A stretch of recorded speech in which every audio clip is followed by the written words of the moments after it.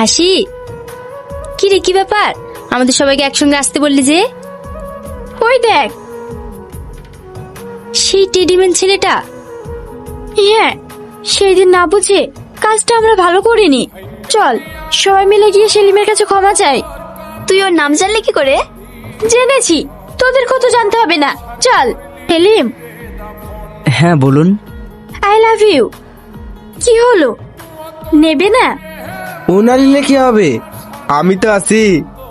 দাও ফুলটা আমাকে দাও। ছাড়।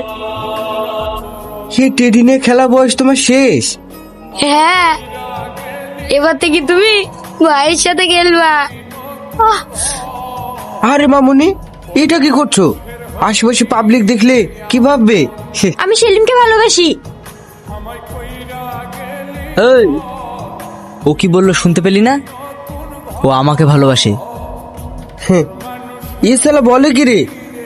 ধীরে বন্ধু ধীরে, এখনো তো অনেক খেলা বাকি আছে।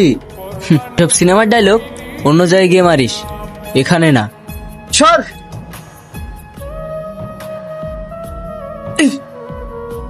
এই মেয়ে, আবার আমার ভাইকে মার খাওয়াতে এসেছিলে নাকি?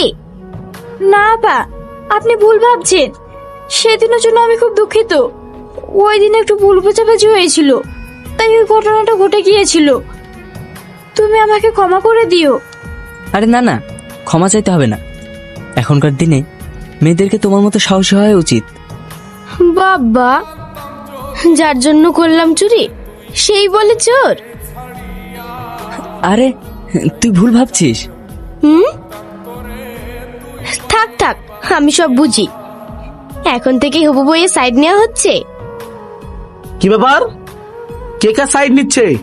এই মালটা কে রে? ভাই। থাক। সেলিম, আমি জানি তুমি কি ভাবছো, কিন্তু বিশ্বাস করো ভাই, আমি সুরাইকে খুব ভালো রাখবো। চুপ, একদম চুপ। তুই এমন করলে হাসির বাড়িতে তোর বিয়ের প্রস্তাব কে নিয়ে যাবে? কেন?